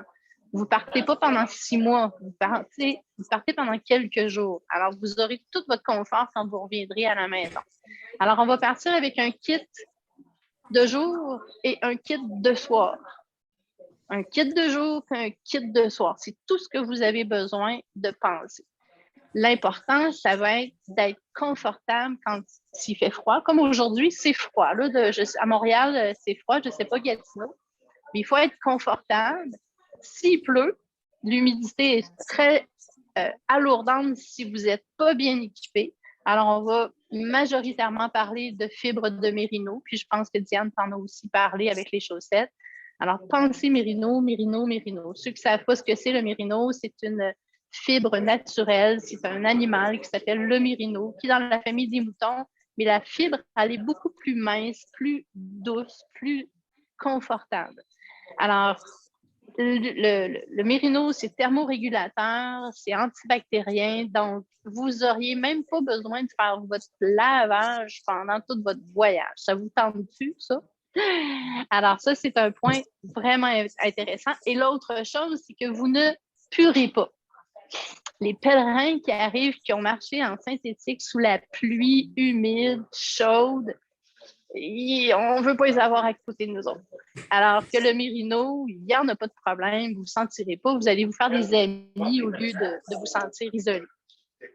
Alors donc, Mérino, pour ce qui est des chandails, des sous-vêtements et des chaussettes, c'est plus cher que des vêtements réguliers, mais vous allez les avoir longtemps et c'est des vêtements que vous allez... Moi, je suis habillée là, en Mérino, c'est mes vêtements de ville, mes vêtements de jour, mes vêtements de vie quotidienne parce que c'est confortable. Fait que c'est pas juste pour le chemin. Quand vous allez commencer à comprendre qu'on est bien, vous ne voudrez plus jamais acheter de synthétique, c'est clair. Le synthétique, c'est du plastique. Votre peau, c'est le plus grand organe du corps. C'est le 3e poumon. Alors, si vous l'étouffez, vous n'êtes pas en performance du tout. Alors, donc, pour le Mérino, c'est réglé. Je vous dis le nombre, les vêtements. Je vais vous résumer ça. Il y a une liste. Vous avez aussi une liste, bien sûr, sur votre site. Sur le site de la Tienda, dans le lien pratico-pratique, il y a aussi, c'est tout résumé. Je vais quand même vous la montrer. C'est tout ça qui va rentrer dans votre sac à dos. Fait que ceux qui veulent apporter beaucoup de choses, il y en a en masse des choses. Mais rappelez-vous, une mathématique toute simple, puis c'est sur la liste d'ailleurs. 6 plus 2, ça donne 8. Alors, 6 kilos de marchandises maximum devrait être votre objectif, incluant votre sac à dos. N'oubliez pas, ça inclut le sac à dos. Alors, si vous avez un gros sac à dos pesant, ben là, vous allez avoir moins de vêtements. 2 litres d'eau, pour nous, c'est incontestable. C'est 2 litres. On ne peut pas aller moins que ça. On doit s'hydrater. La peau a besoin de s'hydrater. C'est très important. Et il y a une différence entre sac d'hydratation et bouteille d'eau. La bouteille, on boit. Le sac d'hydratation, on s'hydrate. Et les sacs à dos sont faits en fonction d'avoir les sacs d'hydratation. Tout ça va équivaloir à 8 kg maximum. D'accord? Alors, j'ai mis en énumération, on va avoir besoin de 2 chandails à manches courtes. Regardez, on a reçu des super de beaux chandails. Ceux qui ont fait Compostelle, là, je ne sais pas si vous pouvez l'écrire dans le chat. Regardez le beau chandail. C'est trop le fun avec la coquille. Alors, 2 chandails à manches courtes, dont un qui va être sur vous et l'autre qui sera dans votre sac à dos. Vous aurez un chandail à manches longues, tout simplement, et une veste dans votre sac, une veste là, dans laquelle vous allez faire le multicouche. C'est ça qui est super important. Et tout ça, ça doit rentrer dans votre sac. Je vous en parle parce que ça va faire partie de votre sac à dos. Donc, vous aurez 2 sacs de vêtements. C'est tout ce que vous devriez avoir besoin pour rentrer dans votre sac à dos. Des sacs de compression. Et regardez, c'est tout petit, c'est mince, ça compresse. Essayez d'éviter le plastique. Vous allez déranger tous vos marcheurs. Ça fait du bruit. Alors, allez-y en filet. On en a justement des compressés qui gardent bien les vêtements. Et on a fait d'ailleurs une vidéo sur le lien qu'on vous a envoyé. Vous avez plein de petits onglets. Vous pouvez aller cliquer dessus et on vous montre comment plier les chandails. Là, je ne peux pas le faire à l'écran. Alors, allez voir ça. Alors, vous avez juste 2 chandails, 2 sacs de vêtements. Vous avez votre sac de couchage qui est important. Vous allez avoir 2 pantalons dans votre bagage, un sur vous. Idéalement, on dit 2 convertibles ou un convertible et un non convertible. Évitez les jeans, évitez le coton, évitez le duvet. Ça garde l'humidité, puis vous n'allez pas être confortable. Alors, donc, 2 pantalons, un convertible ou 2 convertibles. Un convertible ou un long, mais 2 pantalons. Fait que vous marchez le jour avec un et le soir l'autre. Ça rentre dans votre sac. Vous allez avoir des sandales de repos. Je pense que Diane en a parlé. Votre serviette, votre imperméable qui va cacher en entier. Je pense qu'on le voit en arrière dans mon petit décor, là, l'imperméable qui va cacher entièrement votre sac à dos. Ça, c'est tellement important. Votre marchandise doit être complètement protégée, pas juste le dedans de votre sac. Parce que quand il pleut, si vous avez juste un cache sac à dos, l'eau vient toute rentrer les bretelles sont mouillées, l'eau rentre dans le dos, votre sac va être mouillé, pas à l'extérieur, mais dans le dos, ça va tout être mouillé. Alors ça, je vous déconseille fortement de marcher juste avec un cache-sac à dos. Là, votre sac il va être mouillé. Fait que c'est juste ça qu'on rentre dans notre sac. Donc, mesdames, on vous conseille un 30 litres. Messieurs, un 33 litres. Si vous n'avez pas de conditions particulières, si vous avez beaucoup de médicaments, si vous avez une machine pour dormir, bien sûr, ça vous prendrait un sac un petit peu plus gros en tant que volume. Sinon, on y va au plus simple. Vous avez des kilomètres et des kilomètres à marcher. Gardez ça simple, gardez ça petit. Vous êtes au Québec, vous n'êtes pas dans un pays du tiers-monde. Plus petit il va être, mieux ça va être pour votre corps parce qu'n'oubliez pas que vous avez une charge dans le dos. Des 40 litres, des 60 litres, c'est trop. Plus le sac il est grand, plus les encoqueux vont rentrer dedans et c'est pas ça que vous voulez. Plus les petits, là c'est l'expression québécoise qui va arriver, ça va devenir « on s'organisera bien ». Vous connaissez ça, cette expression-là? Alors, le sac à dos va se choisir aussi en fonction de la distance entre vos épaules et votre bassin, les os, l'iliaque. Si vous vous touchez, là, vous allez sentir que vous avez les hanches. On pourrait appeler ça comme ça. Là où c'est dur. C'est la distance entre les épaules et le bassin. Alors, quand vous magasinez un sac à dos, vous devez l'essayer avec de la marchandise à l'intérieur, de la réelle marchandise. Mettez pas du poids de sable, des tentes. Il y en a qui, mon Dieu, qui nous mettent des tentes quand on magasine des sacs à dos, ça n'a pas de bon sens. Il faut que ce soit bien équilibré. Rappelez-vous qu'on a le dos, le lourd le long du dos. C'est pour ça qu'on met le sac d'hydratation dans le dos. On compresse ce qui va dans le sac, les sacs de compression, et on compresse le sac vers nous et on avance. Il faut que ce soit parallèle. Là, j'ai un sac, je vais vous montrer. C'est difficile de vous montrer ça à l'écran, mais il est tout compressé pour avoir le plus proche possible la marchandise du dos. Et là, d'ailleurs, vous voyez les petites chaussettes. Là, tantôt, on disait où on met les chaussettes. On les accroche à l'extérieur et on les accroche par la cheville pour laisser aérer la chaussette. Tournez-la de bord aussi. S'il fait beau, il fait sec, là, ça va aérer votre chaussette. Alors, vous avez votre distance, comme je disais. Ça se peut que vous mesuriez 6 pieds et que vous ayez besoin d'un petit sac à dos parce que vos hanches sont très, très longues. Ça se peut que vous mesurez, comme moi, un petit 5 pieds 2 et que vous ayez des petites jambes et que vous auriez besoin d'un médium large. C'est possible. La majorité des sacs sont ajustables également. Alors, ça, c'est à vérifier avec la personne où vous irez choisir votre sac. Et bien sûr, à la Tienda, on prend le temps de tout vous expliquer, le détail des petites sangles qui sont importantes pour tenir vos bâtons, pour attacher vos chaussettes, compresser le sac. Donc, puis c'est vraiment un achat ajustement sur mesure extraordinaire et vous avez un 10% sur les sacs à dos d'ailleurs. Alors donc, le sac, comme je vous disais, essayez de l'avoir le plus léger. Ce n'est pas nécessaire d'avoir des grosses bretelles lourdes, pesantes. Le sac se tient par le bassin, jamais sur les épaules. Les gens qui disent « ça me fait mal aux épaules », c'est que le sac il est mal ajusté.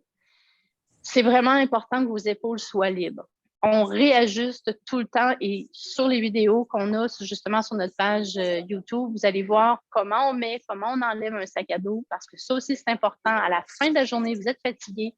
Faites-moi pas un tour là, pour enlever votre sac. Vous allez vous faire un tour de rein. Ça aussi, faites attention à vous. Alors donc, un bon sac va être bien compressé, s'attacher, petit, contre votre dos. Vous allez trouver des sacs à dos qui sont inclinés. Moi, je ne suis pas de cette école-là parce que plus il est incliné, plus la marchandise est à l'extérieur, plus vous tirez par en arrière quand vous marchez. Alors donc, le plus collé dans votre corps, c'est ce qui est important. Maintenant, là, c'est le temps avance. Hein? Alors, je vous parle rapidement des bâtons. Tantôt, là, vous disiez, Diane, que c'est selon votre choix d'avoir des bâtons ou pas. Nous, c'est sûr qu'on aime bien On aime bien marcher avec les bâtons parce que le poids du sac à dos vient tout le temps déséquilibrer le corps. Alors, si je monte une côte, je suis tirée par en arrière, je dois me remettre plus à l'inclinaison. Quand on descend une côte, le sac à dos pousse et ça vous pousse sur les pieds, sur les genoux. Alors, on peut se blesser. Si vous avez un petit mini cours d'eau à traverser, là, tout petit parce qu'il y aurait plu, vous vous protégez d'abord avec les bâtons et vous traversez après. Et surtout, c'est que ça enlève l'engourdissement dans les mains. Alors ça, l'engourdissement, ça devient de la fatigue. La fatigue, ça vous empêche d'avancer vers votre destination, le sourire, vous allez être fatigué. Alors donc, nous, c'est certain qu'on va toujours vous conseiller de marcher avec des bâtons. Un bon bâton, puis là, je pense qu'on le voit bien, il y a une aération dans la grippe. Ça, c'est vraiment intéressant.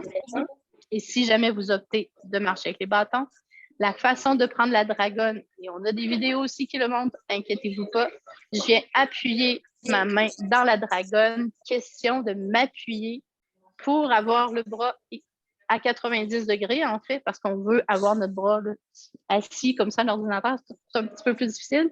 Mais l'achat d'un bâton se fait en achetant, là, quand vous êtes debout, là, avec vos souliers de rando, parce qu'un soulier plat, ce n'est pas la même distance qu'un soulier de rando.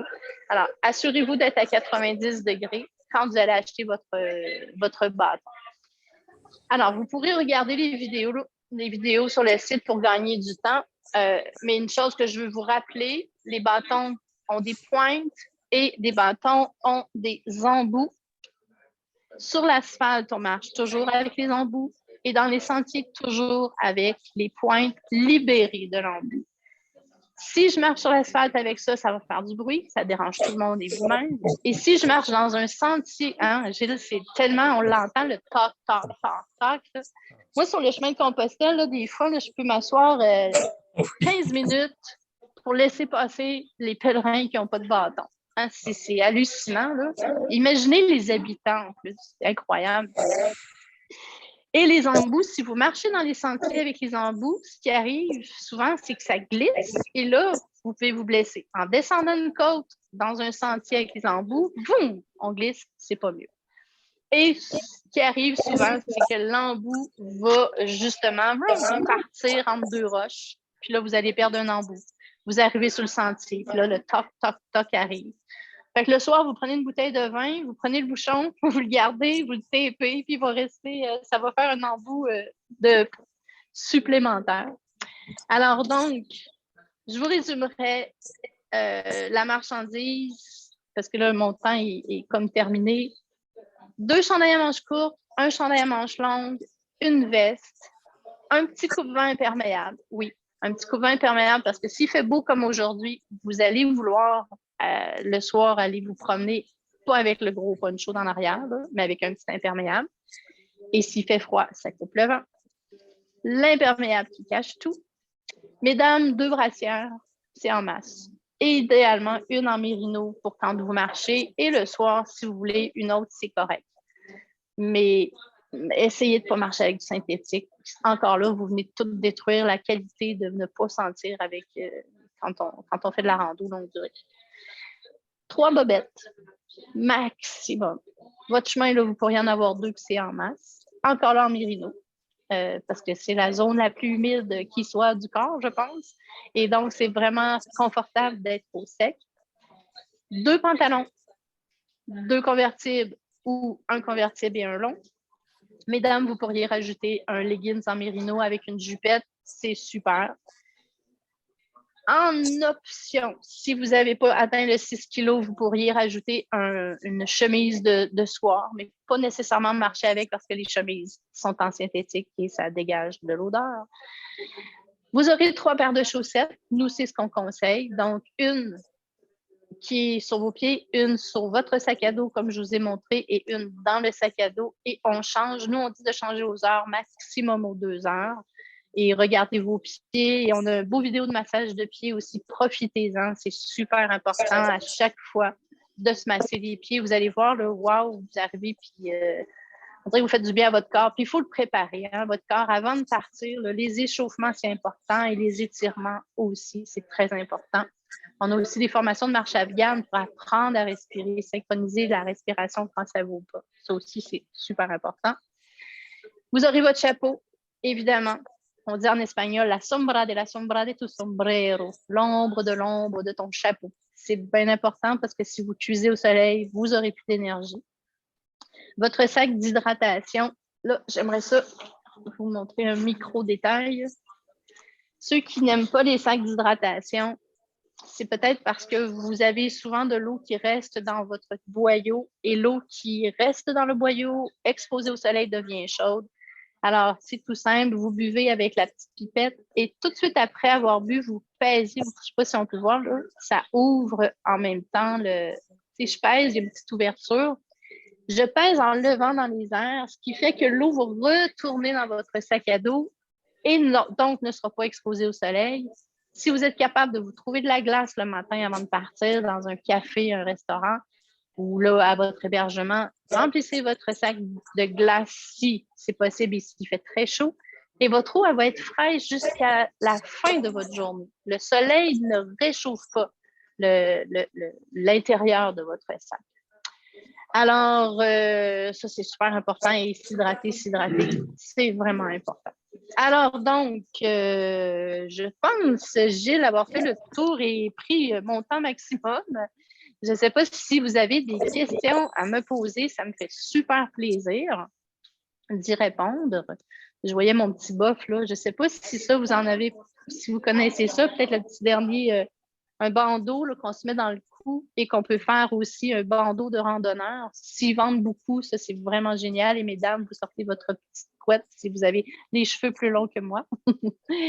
Alors, donc, ça aussi, c'est un élément essentiel. Toujours en mérino, bien sûr, c'est bien important. Alors, voilà, Gilles ou Diane, avez-vous, ou messieurs, dames, avez-vous des questions de vive voix parce que je n'ai pas pu parler et voir tout ce qui était écrit là en même temps? Il y a une question, on demande si vous avez reçu des nouveaux sacs à la tienda, des sacs à dos. Oui, on a reçu des nouveaux sacs. On a reçu de la marchandise de Mérino. Ça commence à rentrer et je peux vous confirmer que cette pandémie a fait un ravage extraordinaire dans le monde de la production des matériaux, aussi de la rando. Les bâtons de marche, on en attend depuis le mois de décembre. Ça va rentrer. On nous a dit à nouveau que la semaine prochaine, en fait, on devrait les recevoir. Osprey, l'usine au Vietnam a été fermée pendant 4 mois. Il y a une pénurie de main-d'œuvre, une pénurie de stock, une pénurie de matières premières. C'est hallucinant, mais on est en train de revivre. On a espoir que tout va reprendre. Alors oui, on a des sacs à dos.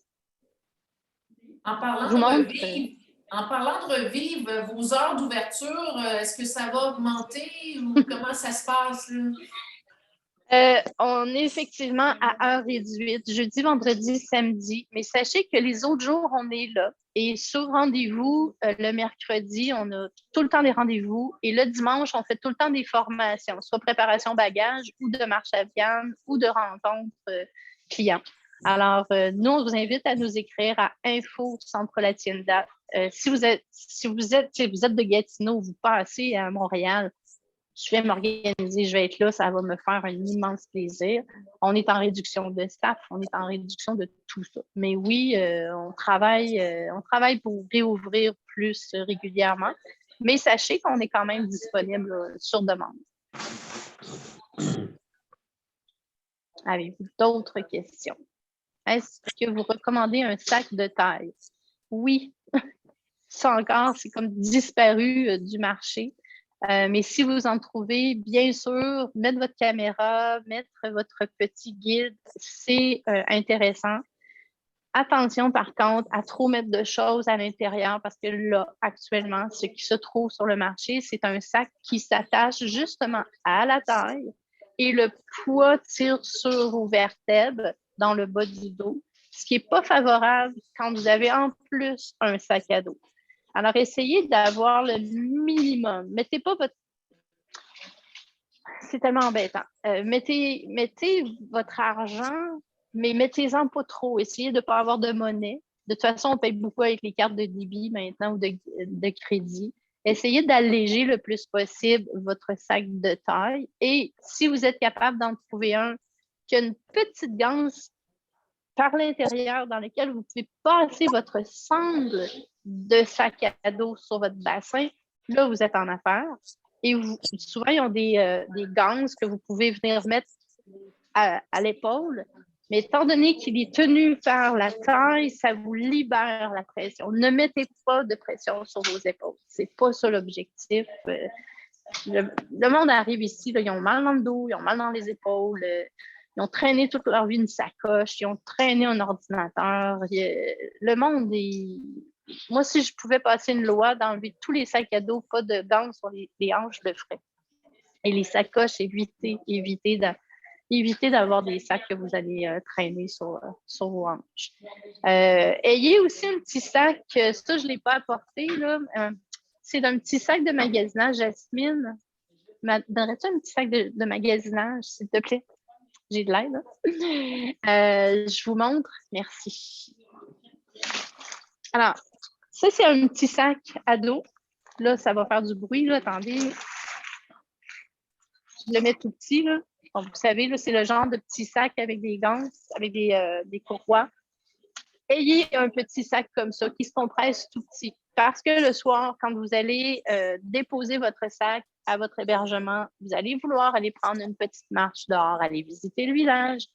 Tu sais, faire un voyage de rando longue durée, ça ne veut pas dire j'arrive. C'est je fais une balade et je découvre le village où je suis.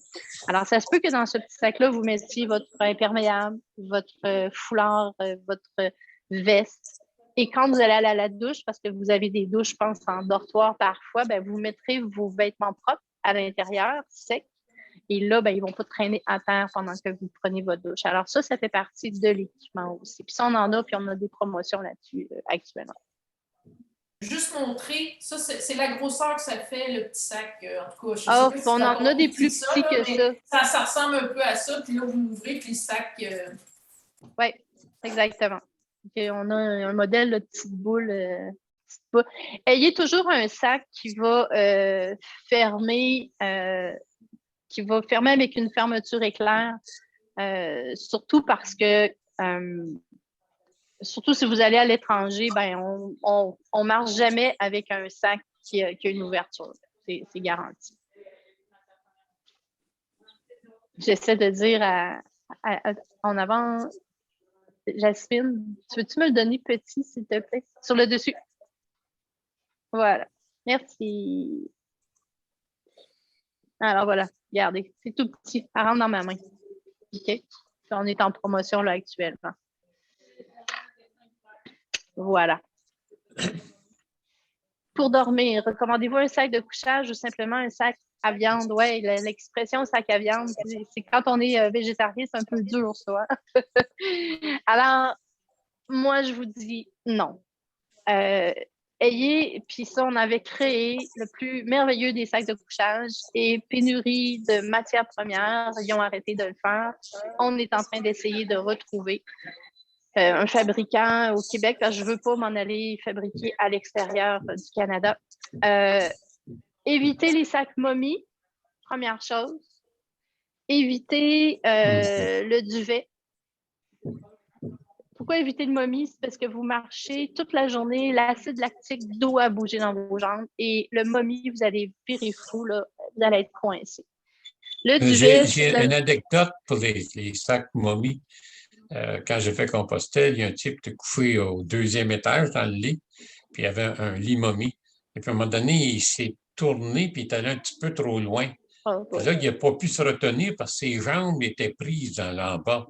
Alors, il est tombé en bas sur le béton, la tête sur le béton. Il s'est retrouvé à faire appeler l'ambulance et toute la kit. Alors, non, c'est pas une bonne idée. Non, définitivement pas.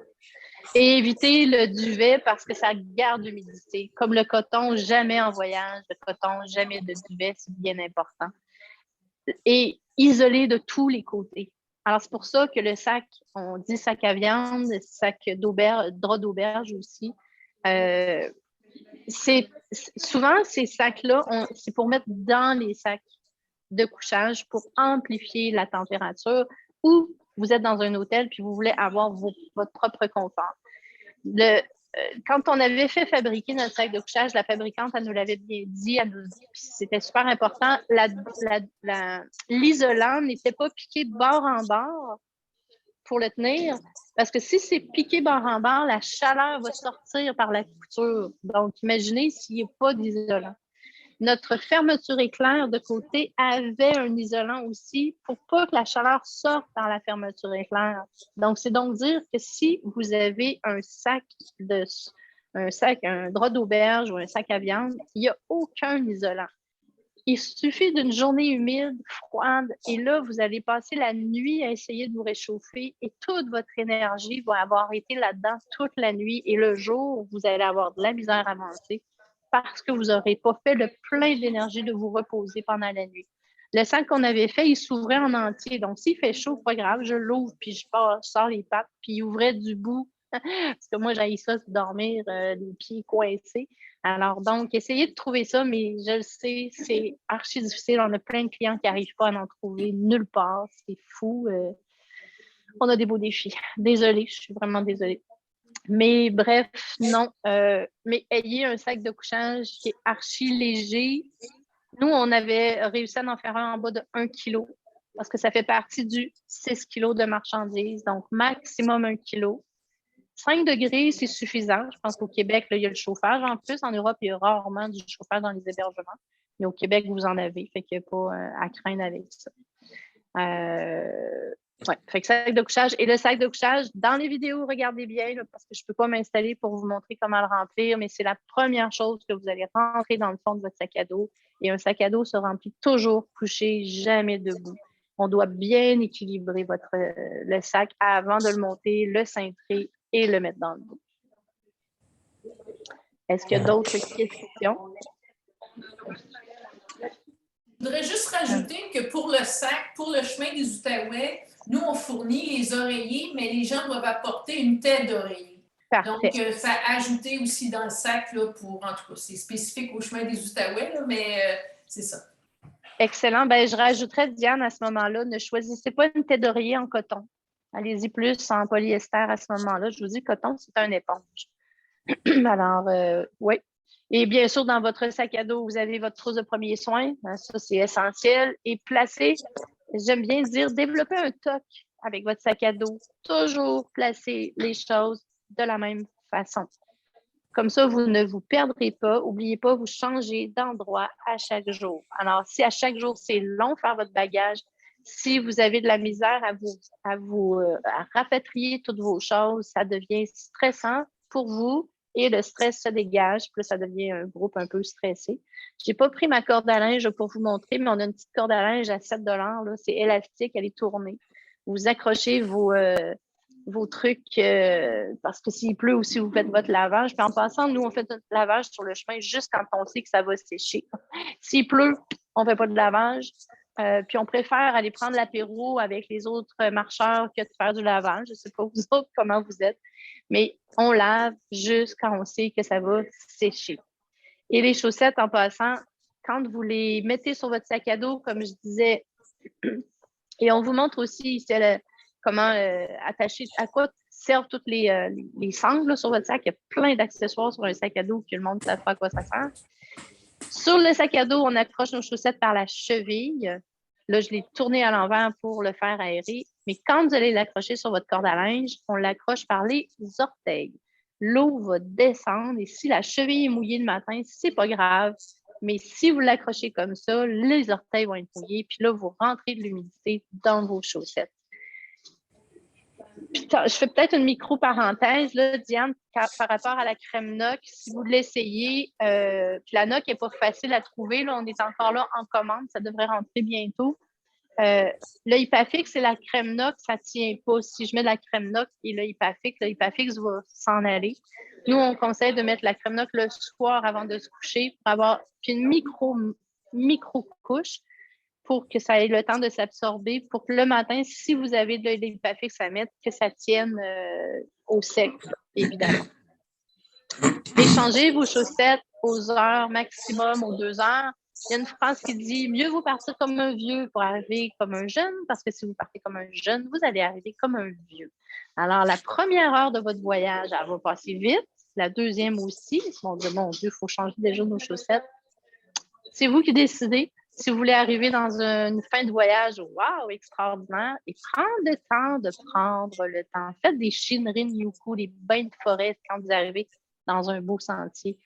Soyez, votre sac à dos, là, c'est comme si vous n'en aviez pas. Ça, c'est fantastique.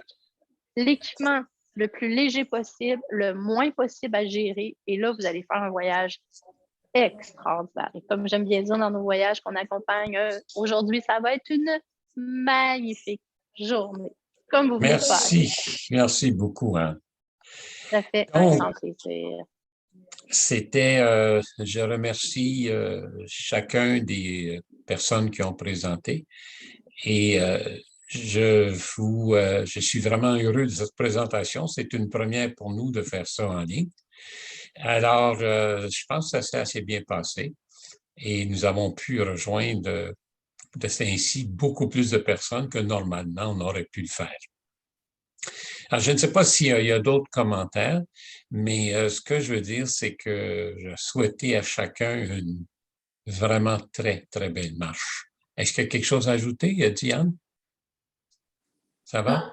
Non, moi, je suis super contente là, de la présentation, puis des informations, puis de savoir qu'il y a bien du monde qui sont en ligne pour écouter nos commentaires et de savoir qu'il y a au moins 72% de nos gens qui n'ont jamais fait de marche longue durée. Donc, c'est des nouveaux marcheurs pour moi. Que je trouve ça se renouvelle. Je trouve ça intéressant. OK. Et merci beaucoup à Julien d'avoir accepté d'être notre administrateur aujourd'hui. Une chance qu'il était là parce que si ça avait été moi, là, ça aurait été la catastrophe assurée. Je ne suis pas tellement bon là-dedans. Oui. Ça n'a pas été parfait. Juste un petit rappel à faire pour lundi. Lundi matin, les marches. Référez-vous à votre calendrier de marche. C'est le temps de commencer à faire votre entraînement. Joignez-vous à nous autres. Alors, lundi matin, on vous attend. Référez-vous à votre calendrier de marche. Merci beaucoup. Merci. Je pense qu'Hélène avait une question ou elle a la main levée. Oui, pouvez-vous nous suggérer un hôtel, un endroit où demeurer à Ottawa avant le départ? Est-ce que vous avez sur le site? Je n'ai pas exploré partout, non? Peut-être que Marielle pourrait répondre. Marielle, oui. Marielle? Oui, il y a une auberge. OK, c'est beau. Oui, c'est dans votre lettre qui confirme votre inscription.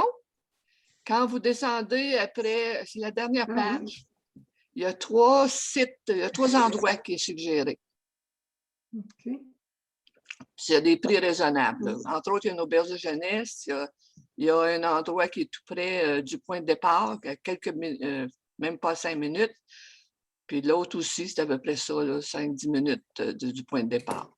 Merci. Alors, référez-vous à votre lettre de confirmation. C'est la dernière page. Après la signature. Oui, Chantal? Oui, juste pour ajouter quelque chose là-dessus, moi, j'ai fait ma réservation à l'Auberge des Arts pour 2 personnes parce qu'il y a une autre compagne là, qui vient avec moi. On est dans le groupe 14 et puis il y a une Hélène dans le groupe. Donc, je ne sais pas si c'est la même Hélène qui vient juste de poser la question. Fait que nous, on était à l'Auberge des Arts puis il restait de la place au moment où j'ai fait ma réservation. Donc, voilà. Non, elle a dit que non. Ah, OK. Je recommande quand même l'Auberge des Arts là, parce qu'on a eu un bon contact téléphonique. Merci. OK. Moi, c'est une très bonne place, oui. Bien, OK. Alors, sur ce, merci infiniment tout le monde et puis je vous souhaite une bonne journée et puis bonne préparation et bonne marche des Outaouais. Au revoir. Merci. Au revoir. Au revoir.